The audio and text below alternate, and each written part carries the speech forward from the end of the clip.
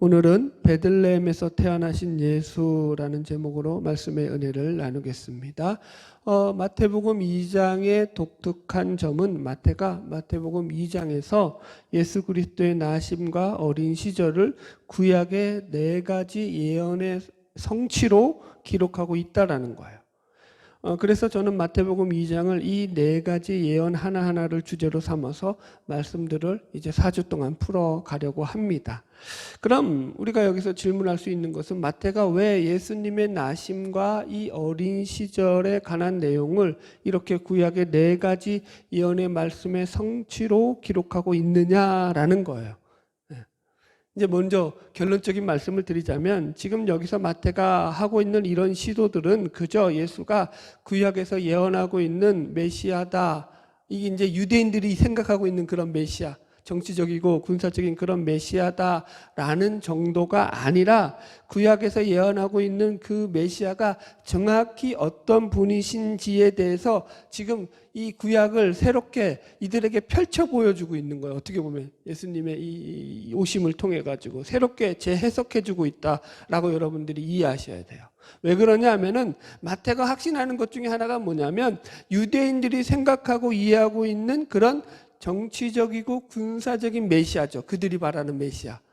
예수님은 그런 분이 아니라는 거예요. 그것보다 훨씬 더 크신 분이라는 거예요. 훨씬 더 높은 분이라는 거예요. 훨씬 더 위대하신 분이라는 거예요. 그런 것을 갖다가 너희들이 구약을 잘못 보고 있다. 이 얘기를 하고 싶은 거예요, 사실은. 그래서 이제 다시 한번 봐라. 예수를 통해서 구약에서 예언되고 있는 말씀들을 다시 한번 봐라. 그래서 구약에서 예수님에 대해서 어떻게 예언하고 있는지를 다시 한번 너희들이 확인하고 그것을 통해서 메시아가 도대체 누구신지를 정확히 너희들이 이해해야 한다가 지금 마태복음 2장에서 이렇게 예수의 나심과 어린 시절을 4가지 구약의 예언의 성취로 계속해서 마태가 이야기하고 있는 이유인 것입니다. 그래서 여기 보면은 마태복음에서도 2장을 보시면 이것을 갖다가 지금 마태가 계속 이런 식으로 표현하고 있어요. 여기 이는 선지자로 이렇게 기록된 바 혹은 선지자를 통하여 이렇게 말씀하신 바 이런 문구들을 사용해 가지고 이것이 선지자들에 의해서 예수님의 나심과 어린 시절이 이렇게 예언되어 있었다라고 지금 계속해서 설명하고 있어요. 찾아볼까요? 첫 번째 예언이 뭐냐면 오늘 우리가 본문에서 다뤄야 될 메시아가 나신 장소로서의 베들레헴에 대한 예언이거든요. 그것이 마태복음 2장 1절에서 오늘 본문으로 삼은 12절 전체에 관한 주제로 등장하고 있어요. 그래서 여기서도 보면은 헤롯 왕이 이제 그리스도가 어디서 났느냐라고 하는 이 질문에 대해서 대제사장과 서기관들이 대답하는 그 대답 가운데 이런 대답이 나오죠. 한번 볼까요? 마태복음 2장 4절로 6절 읽읍시다. 시작. 왕이 모든 대제사장과 백성의 서기관들을 모아 그리스도가 어디서 나겠느냐 물으니 이르되 유대 베들레헴이오니 이는 선지자도 이렇게 기록된 바 이렇게 나오죠. 그러니까 이게 구약에서 이렇게 예언되었다라고 하면서 베들레헴이라고 얘기한다고요. 그러면서 6절의 이야기가 미가서 5장 2절에 나오는 그런 구약의 말씀을 인용하는 것이거든요. 그리고 두 번째가 뭐냐면 예수님과 예수님의 가족이 헤롯을 피하여서 애굽으로 피난 간 내용을 이 성경에서 구약에서 예언된 말씀이라고 나와요. 자, 마태복음 2장 13절로 15절까지 쭉 읽어봅시다. 시작.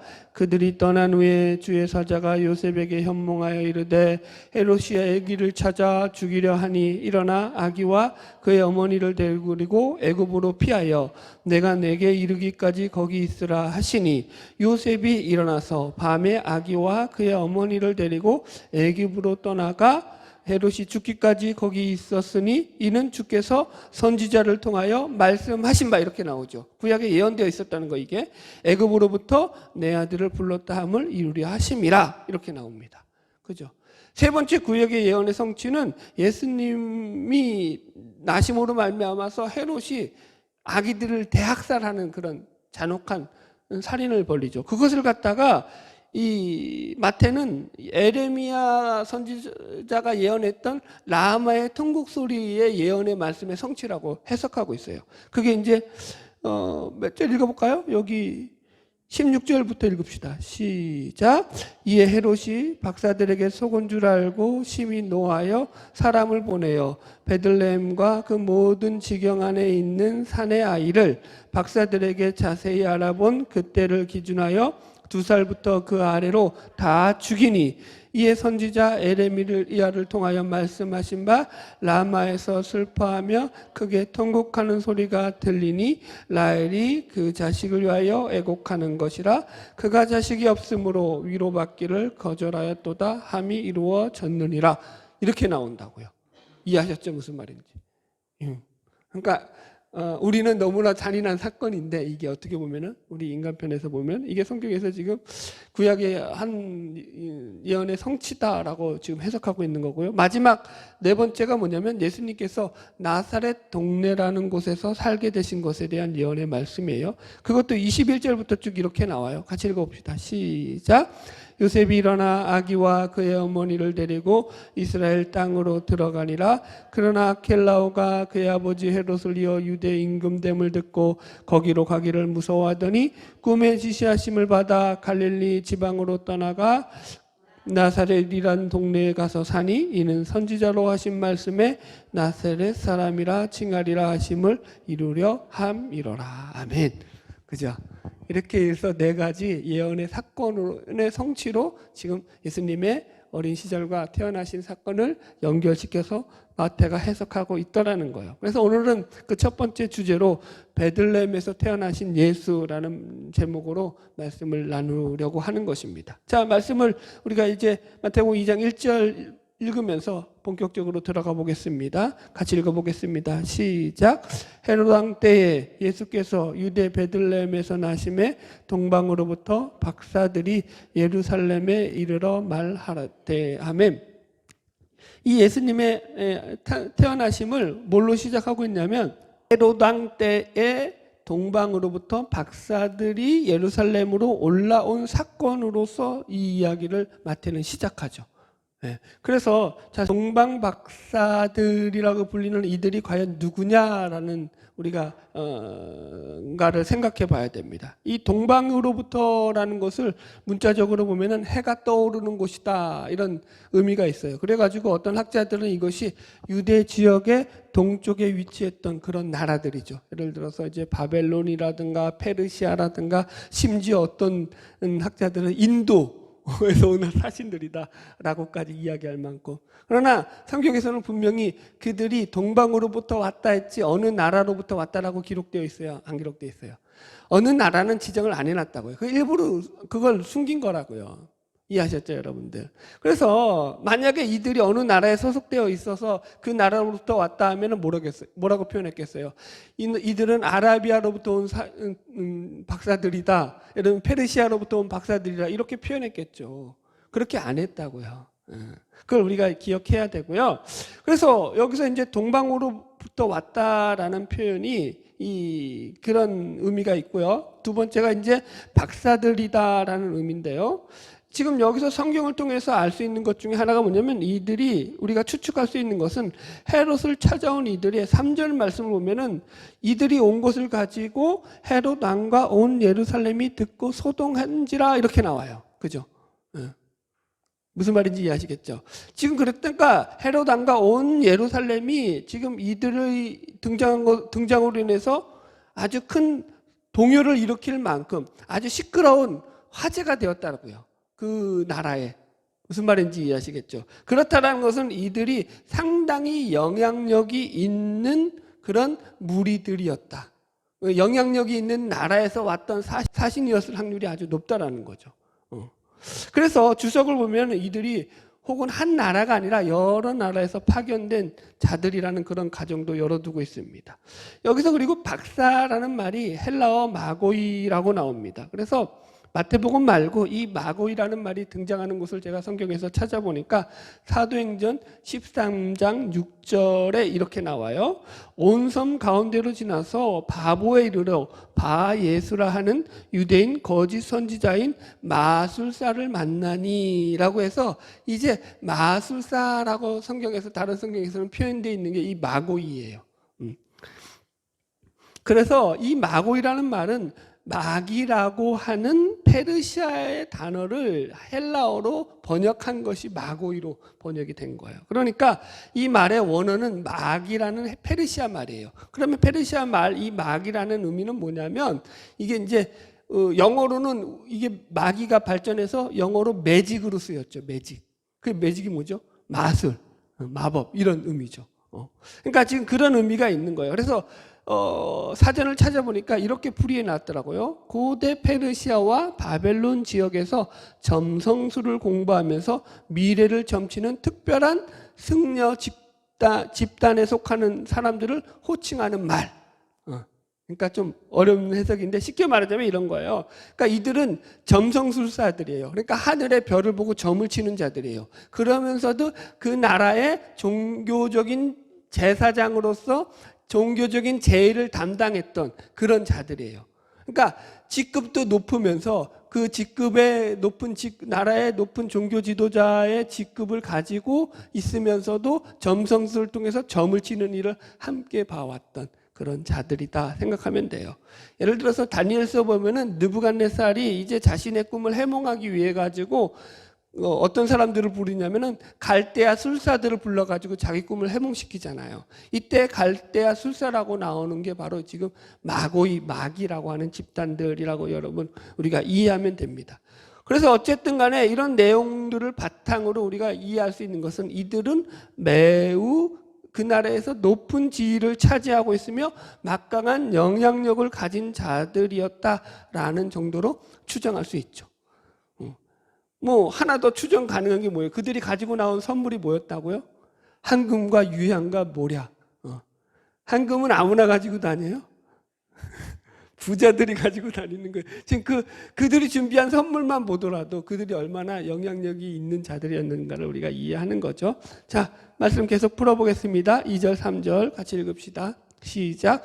유대인의 왕으로 나신 이가 어디 계시냐? 우리가 동방에서 그의 별을 보고 그에게 경배하러 왔노라 하니 헤롯 왕과 온 예루살렘이 소동한지라. 예, 지금 동방에서 온 이 박사들은 헤롯을 향하여 단도직입적으로 유대인의 왕으로 나신 이가 어디 있느냐라고 하고 묻고 있어요.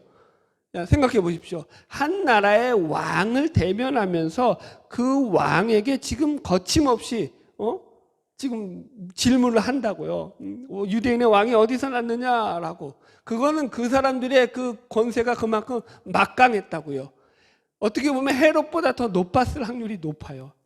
대화의 창법을 보면은. 여러분 그러니까 이들은 헤롯 왕을 대면하면서도 유대인의 왕이 어디 있느냐라고 하면서 유대인의 왕이라는 표현을 거침없이 쓰면서 물어보고 있어요.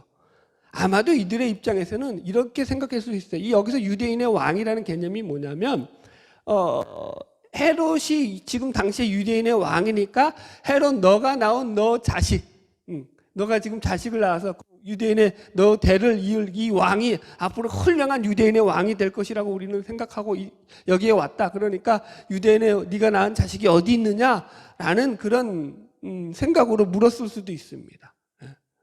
그러나 지금 이 유대인의 왕을 헤롯은 그렇게 이해하고 있지 않죠.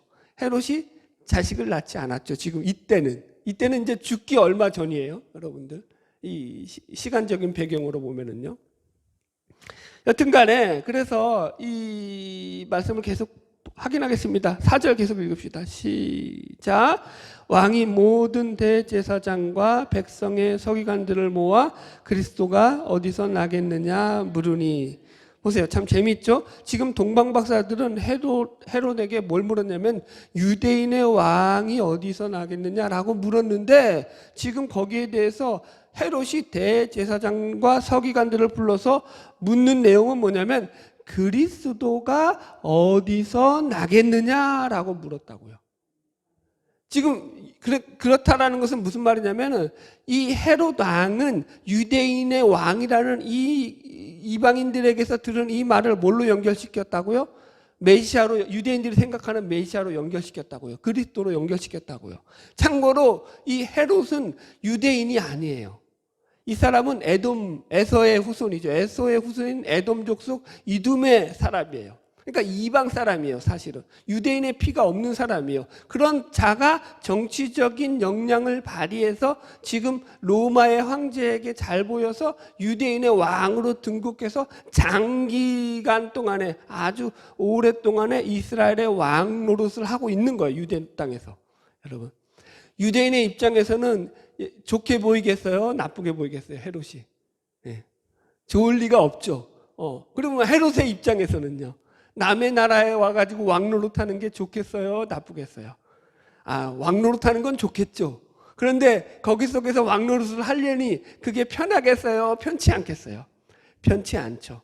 이제 그가 편치 않았다라는 건 다음 주에 우리가 다룰 거예요.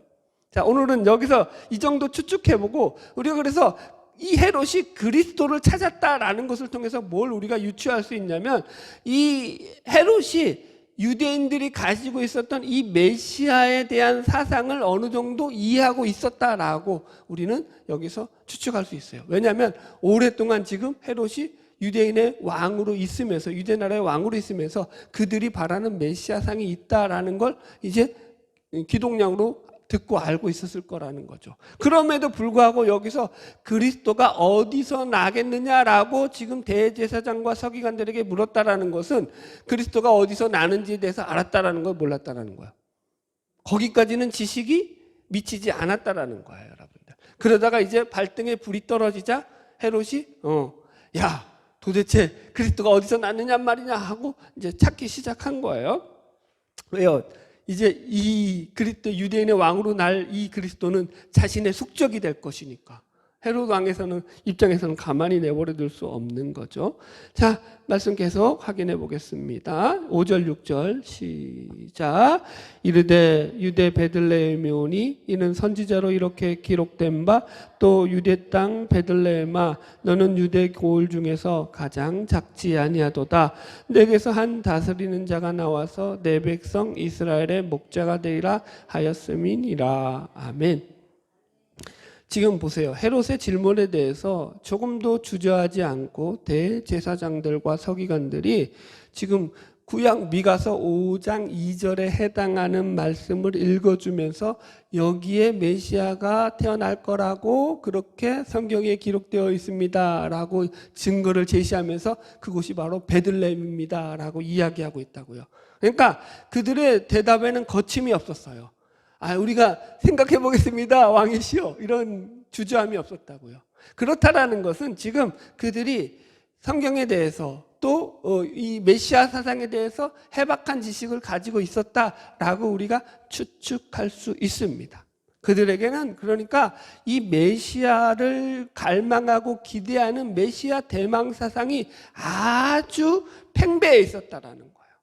그들은 지금 이 이방인으로서 유대 나라의 왕으로 버젓이 있는 이 헤롯을 대신해서 이 유대 땅을 저 로마의 압제로부터 건져내고 군사적으로 정치적으로 우리에게 해방을 주고 자유를 줄 메시아를 지금 기다리고 있는 시기예요. 이 시기가. 그러니까 메시아 대망 사상이 가장 팽배했던 시기가 바로 지금 예수님이 태어나신 이 시기라고 여러분들이 이해하시면 돼요. 여기서 우리는 먼저 유대인들이 갈망하고 기대하는 이 메시아 대망 사상에 대한 이해를 잠깐 가져야 돼요.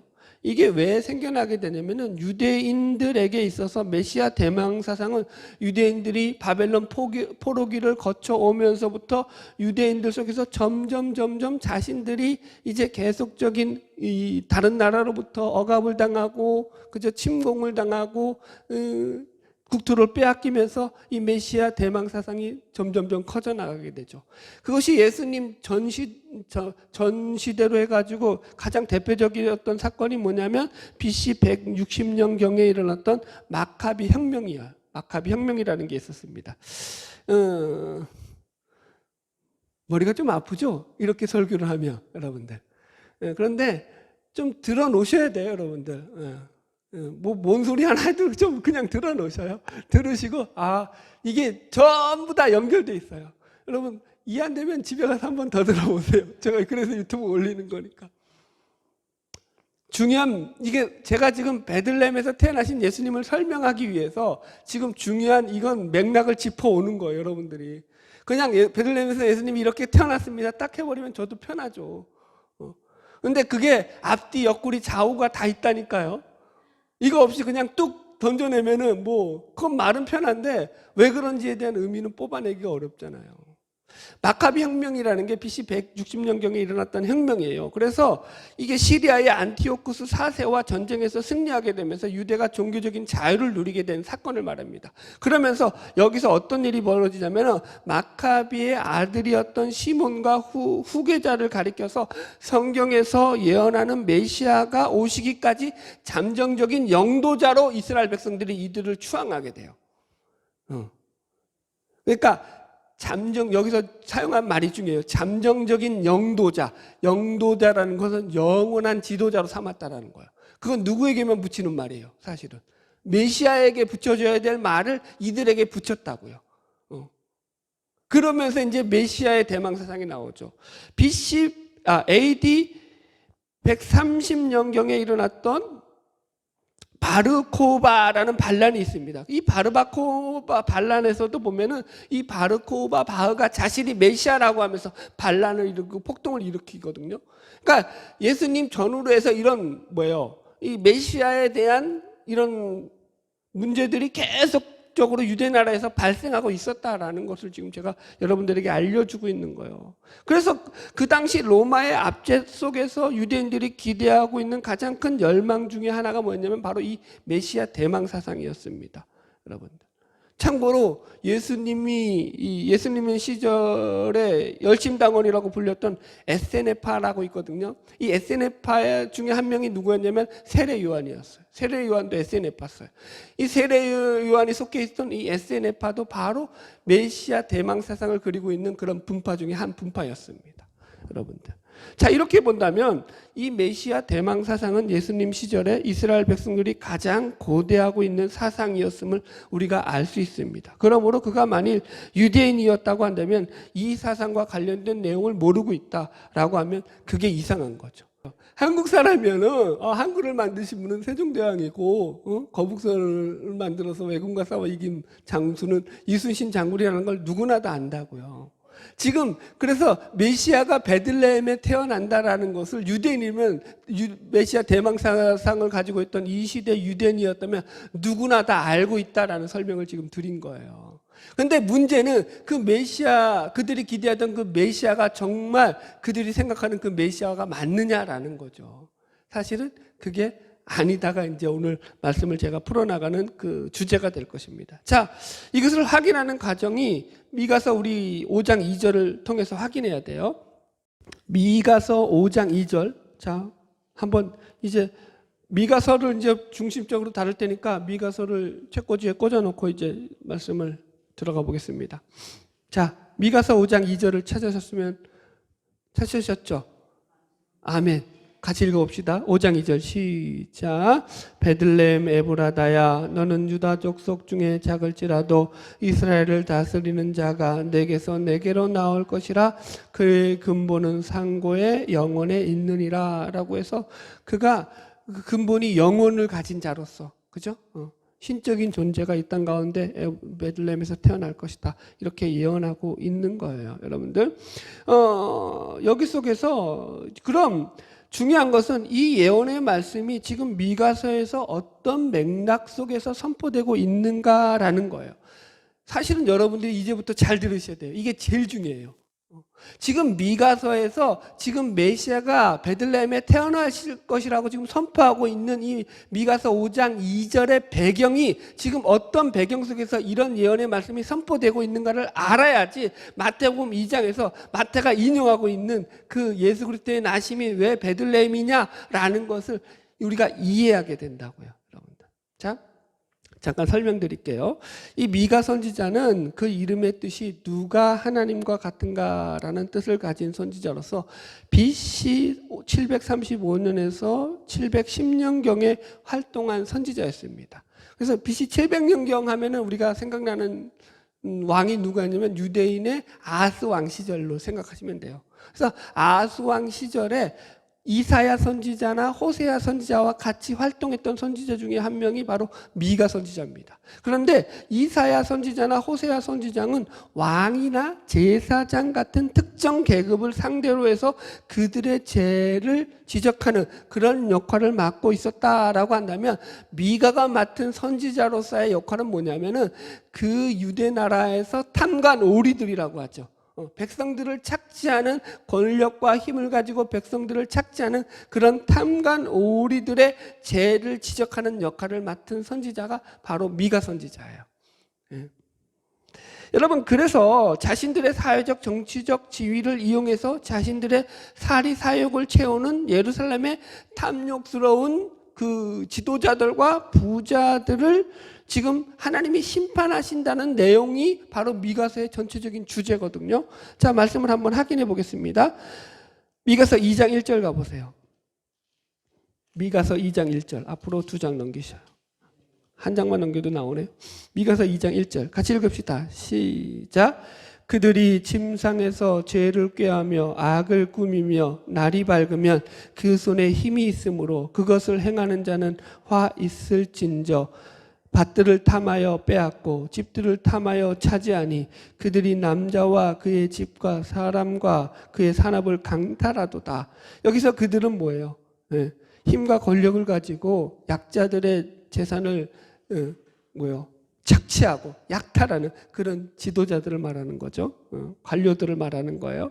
자, 미가서 3장 1절로 3절 읽읍시다. 시작. 내가 또 이르노니 야곱의 우두머리들과 이스라엘 족속의 통치자들아 들으라.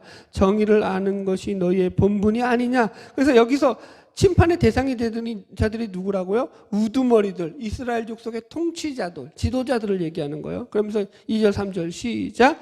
너희가 선을 미워하고 악을 기뻐하여 내 백성의 가죽을 벗기고 그 뼈에서 살을 뜯어 그들의 살을 먹으며 그 가죽을 벗기며 그 뼈를 꺾어 다지기를 냄비와 속 가운데 담을 고기처럼 하는도다. 이런 죽일 놈들, 한마디로 이거죠. 이해했죠? 지들 배불리기 위해서, 지들 가마에 고기 끓이기 위해서 그 고기를 다 양민들의 그 고기들을 약탈해 와서 지금 그 짓을 했다라는 거죠. 자, 그래가지고 12절 읽어봅시다. 3장 12절 시작. 이러므로 너희로 말미암아 시온은 갈아엎은 밭이 되고 예루살렘은 무더기가 되고 성전에 사는 수풀의 높은 곳이 되리라. 하나님께서 가만 안 두겠다라는 거. 이 부패하고 썩은 이스라엘의 족속의 통치자들아, 내가 너희들 다 갈아엎어버리겠다. 지금 그 얘기하는 거죠. 하나님의 심판을 선포하시는 거예요. 자, 그러면서 드디어 등장하는 말이 뭐냐면 미가서 4장 1절 보세요. 같이 읽읍시다. 시작.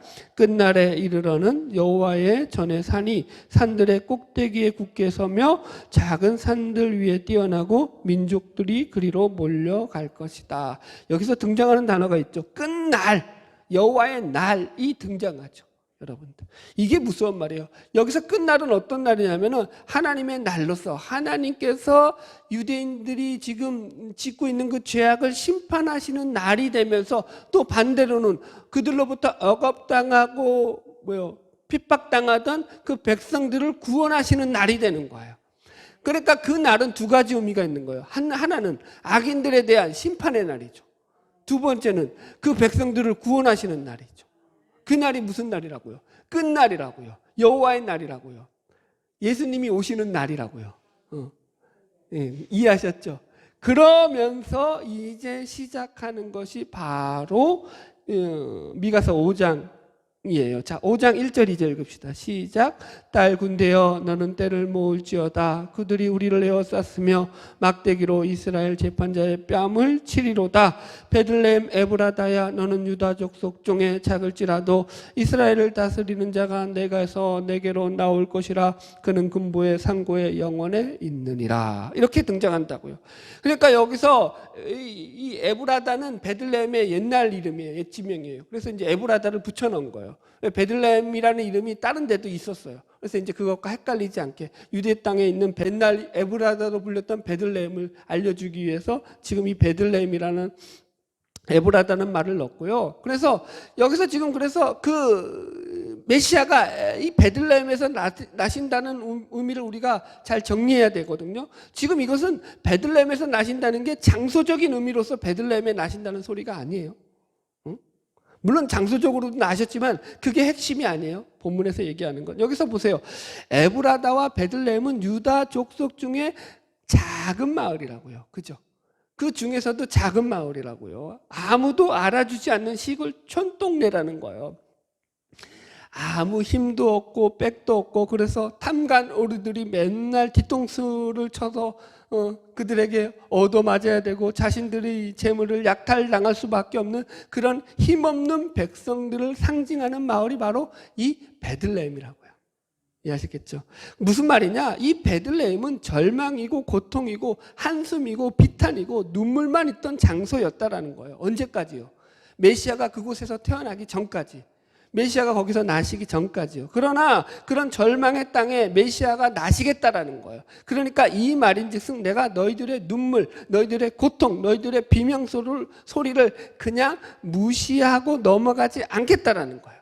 내가 너희들이 눈물 뿌리고 있는 그 삶의 현장에 직접 찾아 들어가서 너희들을 그 괴롭히는 그 악당들을 심판할 것이며 너희들을 구원해 내고야 말 것이다가 이 베들레헴에서 나시겠다라는 의미가 들어가 있다고요. 그러므로 이것이 장소적으로 메시아가 나실 곳이 베들레헴이다. 이것을 성경에서 전하려고 있는 것이 아니라는 거예요. 여러분, 메시아가 태어나는 장소로서 베들레헴이 가지는 가장 큰 상징성은 뭐냐면 하나님께서 죄로 인해 고통당하고 억압당하는 자들에게 찾아가셔서 그들의 고통의 구렁텅이에서 그들을 구원해 내시고야 마시겠다라고 하는 하나님의 열심과 하나님의 의지를 천명하고 있는 게 내가 베들레헴에서 태어나겠다라는 거예요. 여러분, 말씀을 좀 정리하겠습니다. 오늘 말씀에서 우리가 마태가 전하고 싶었던 왕으로서의 예수님, 메시아로서의 예수님으로 베들레헴에 나신 예수에 대해서 살펴보았습니다. 그러니까 지금 마태가 마태복음에서 표현하고 있는 메시아, 그리스도로서의 메시아는 그냥 왕의 보좌에 앉아가지고, 그죠? 높은 곳에서 앉아서 저 아래 백성들을 내려다보면서 호령하는 그런 왕으로서의 메시아가 아니라는 거예요. 그 백성들을 구원하기 위해서라면 친히 그 높은 보좌일지라도 얼마든지 버리고 낮고 천한 모습으로 이 땅 가운데 오시기까지 그들을 위하시고 사랑하시는 분이라는 거예요. 그것이 예수께서 베들레헴에 태어나신 이유라는 거예요. 왜 베들레헴이죠? 굳이 베들레헴이어야 되나요? 굳이 베들레헴이어야 한다고요. 왜요? 그곳이야말로 절망의 땅이고 비탄의 땅이고 고통의 땅이기 때문인 거예요. 항무지이기 때문인 거예요. 제약이 간영한 땅이기 때문인 거예요. 그리고 지금 예수님이 태어나는 이 시기는 지금 예수님을 잡아 죽이기 위해서 헤롯이 두 눈 부릅뜨고 이제 우리가 다음 주에 다루겠지만 그죠? 예수를 죽이려고 길을 쓰고 쫓아오는 땅이 베들레헴이라고요. 자기를 죽이려는 한 나라의 왕이 자기를 죽이려고 쫓아오고 있는, 그래서 그 땅의 모든 군대를 집결시켜가지고 내가 전쟁이라도 불사하겠다고 하는 그 적군들이 있는 그 적군 전쟁터의 한 복판에 예수님이 지금 태어나신다고요. 예수님이 이 땅이 죽음을 불사하고 오신 거라고요. 베들레헴이라는 뜻이 떡집이잖아요. 떡집. 누가복음에서는 뭐라고 표현하고 있죠? 예수님이 말밥통에 태어났다고요. 그죠? 말 구유에 태어나셨다고요. 그러니까 그 모든 것들이 뭘 얘기하냐면은 그분이 절망의 땅에서 어떻게 하나님의 구원의 약속을 성취하는 것을 보여주시는 것이 베들레헴에서 태어나신 예수님의 모습이라고요. 그래서 베들레헴에 예수님이 태어나셨다라는 것에는 이런 메시지가 담겨 있습니다. 내가 너희를 구원하고 너희를 죄와 사망에서 건져줄 수 있다고만 한다면 그곳이 어디든지 내가 찾아가겠다. 그곳이 사망의 음침한 골짜기라고 할지라도 내가 너희를 구하러 찾아가겠다. 그곳이 내 적들이 나를 죽이려고 굶주린 이리떼처럼 몰려드는 곳이라고 할지라도 나는 찾아갈 것이다. 그곳이 생명 하나 살지 않는 뜨거운 빈들 한 복판이라고 할지라도 나는 반드시 너희를 찾아가고야 말겠다. 그곳이 말밥통 속일지라도 내가 너희를 찾아가겠다. 그래서 내가 너희들을 반드시 구원해내고야 말겠다가 지금 베들레헴이라고.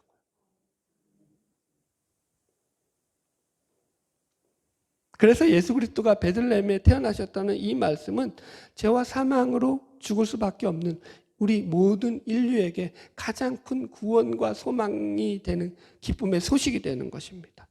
여러분, 우리가 예수를 찾아간 것이 아닙니다. 예수님이 우리를 찾아오신 것입니다. 지금도 마찬가지입니다. 우리가 일하는 것이 아닙니다. 하나님이 우리를 위해 일하십니다. 여러분, 죄악의 한 구덩이 가운데 예수님께서 찾아오시는 거예요. 우리를 구원하시기 위해서. 절망이 넘쳐났던 그 베들레헴, 아우성으로 소리치던 그 베들레헴에 예수님께서 찾아오셔서 새로운 희망과 우리가 펼쳐지게 되는 것입니다. 여러분, 우리가 하나님을 알고 우리가 하나님을 믿고 우리가 하나님의 무슨 큰 일을 해서 하나님이 우리를 사랑하시고 우리를 위하시는 게 아니라고요. 우리가 얼마나 대단해서 하나님께서 우리가 막 그냥 큰 일을 해가지고 아주 위대해서 하나님이 우리를 사랑하시는 게 아니라고요. 지금 이 모습, 이 모양 그대로 사랑하신다고요. 맨날 뭐죠? 뭐라고 표현하죠? 이거 맨날 죽을 똥 살똥 아둥바둥 이게 사는 게 맞나 싶을 정도로 우리는 그렇게 살아가고 있는데 그 속에 하나님이 찾아오신다고요. 그래서 하나님이 우리를 살리신다고요. 지겹죠, 우리는. 하나님 좀 더 삐까뻔쩍해지면 어디가 덧납니까? 라고 던질 수 있겠죠. 아니라고요, 하나님. 지금도 여러분 충분히 사랑하신다고요. 잘 이겨내시라고요. 저도 이겨내고 있다고요, 여러분들. 그게 신앙이라고요. 하나님은 그런 모습으로 찾아오셨다고요. 우리를 살리신다고요. 이기시라고요. 예수가 샘플이라고요. 예수보다 더 큰 여러분 그 모습은 없다고요. 그렇지 않나요? 예수님보다 크게 고통당하지 않는다고요. 누가 여러분들 태어날 때 왕이 와가지고 그놈 죽이겠다고 오신 분들 있어요? 누가 여러분들 죽이겠다고 여러분 때를 쫓아서 쫓아다닌 그런 무리를 지어 쫓아다닌 사람들이 있나요? 여러분? 누가 여러분들 십자가에 매달아서 죽였나요? 그런 사람 있나요? 없다고요. 그런 고통은 예수님만 당하셨다. 고통의 최극치를 당하신다고요. 그걸 왜요? 우리를 위해서 당하신다고요. 내가 안다. 너희들 안다. 같이 가자. 그 얘기하시는 거라고요. 이겨내시라고요. 한 주간도 믿음으로 예수 안에서 승리하며 하나님이 주시는 풍성한 은혜를 누리며 살아가는 저와 여러분 되기를 주님의 이름으로 축복합니다. 기도하겠습니다.